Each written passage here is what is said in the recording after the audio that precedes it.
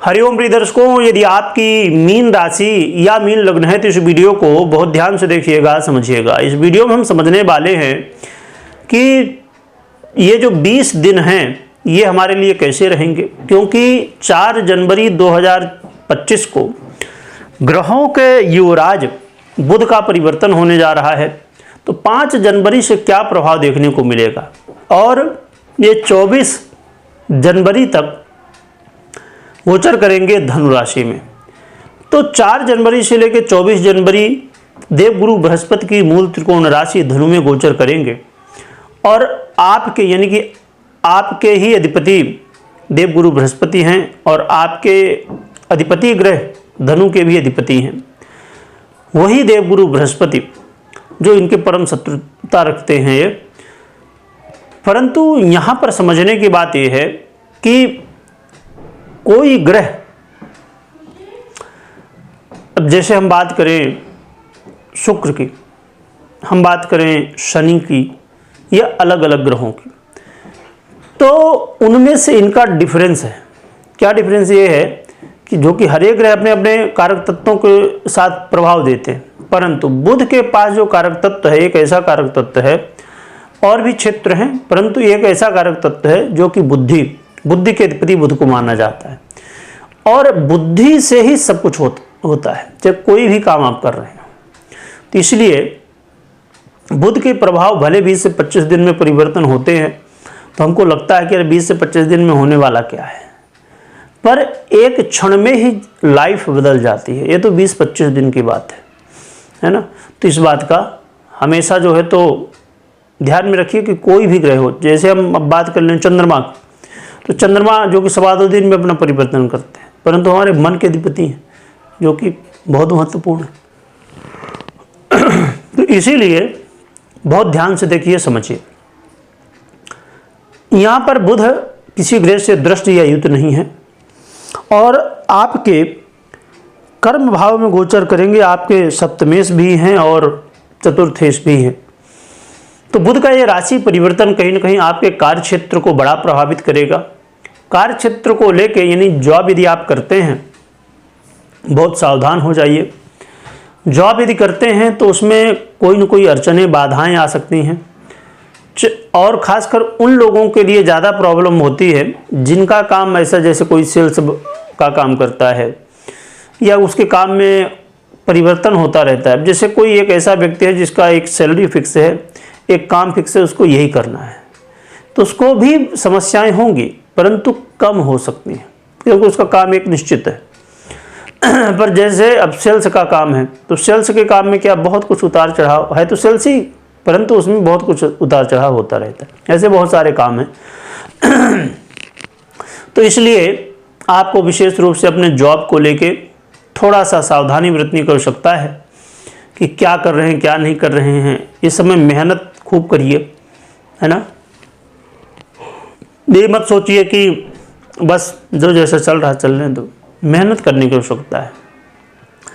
भगवान की ये कृपा है कि मेहनत कर रहे हैं तो हमें मिल रहा है। साथ में यहाँ पर एक चीज़ और भी कि कोई कोर्ट कचहरी का मामला, वहाँ पर सावधान रहिए। खासकर कोर्ट कचहरी तो है जो है, सबसे ज़रूरी है कि सरकार से जुड़ा हुआ, सरकारी क्षेत्र से जुड़ा हुआ कोई भी काम हो, चाहे कोर्ट कचहरी हो चाहे अन्य काम हो, यहाँ पर सावधानी आपको बरतनी चाहिए। और जहाँ कर्म भाव को बुध प्रभावित कर रहे हैं तो हर एक क्षेत्र को प्रभावित कर देते हैं। साथ में ये भी ध्यान रखिए कि यदि आप कोई व्यापार कर रहे हैं तो व्यापार में भी बुध आपके बड़े महत्वपूर्ण हैं, क्योंकि अधिपति हैं और व्यापार के भी अधिपति होते हैं। यानी कि व्यापार के अधिपति बुध और आपके भी व्यापार के अधिपति बुध। तो इसलिए जो है तो बहुत महत्वपूर्ण है कि यदि व्यापार भी कर रहे हैं, खासकर यदि बुध से प्रभावित व्यापार हो तब तो और भी ज़्यादा ज़रूरी है। जैसे आज के समय में क्लासेस होते हैं, ट्यूशन होते हैं, है ना, और ऐसी कुछ दुकानें होती जहाँ पर बुक वगैरह मिलती है या इससे पढ़ाई लिखाई से संबंधित चीज़ें मिलती हैं, और भी ऐसे बहुत सारे क्षेत्र हैं। अब जैसे शेयर मार्केट इत्यादि भी बुध के प्रभाव में आता है ना, और भी ऐसे बहुत सारे क्षेत्र। तो अब इसमें एक बड़ा और भी क्षेत्र है जो बड़ा क्षेत्र है सलाह देने का काम, है ना। तो ये भी ऐसे बहुत सारे क्षेत्र हैं। तो इनसे संबंधित यदि आप काम कर रहे हैं तब विशेष रूप से सावधानी आपको बरतनी चाहिए, क्योंकि इसमें प्रभाव ज़्यादा होने की संभावनाएं रहती हैं। इसके अलावा दाम्पत्य जीवन, मैरिज लाइफ को लेके थोड़ा सा गंभीर हो जाइए, क्योंकि मैरिज लाइफ को लेके थोड़ा सा आपस में, है ना, तो इसलिए आपको सावधानी बरतनी चाहिए। क्योंकि देखिए, दाम्पत्य जीवन हो या कोई भी रिश्ता हो, उसमें बहुत महत्वपूर्ण है कि प्रेम बना रहे, आपस में कोई वाद विवाद ना हो, ना समझी वाली बातें ना हो। तो इसलिए ये सब चीज़ों का ध्यान रखना चाहिए। वीडियो को पूरा देखिएगा, क्योंकि अधूरा देखेंगे तो अधूरी जानकारी मिलेगी, जो कि सबसे खतरनाक होती है। इसके अलावा यदि आप पार्टनरशिप में व्यापार कर रहे हैं तो ज़्यादा सावधानी बरतनी चाहिए।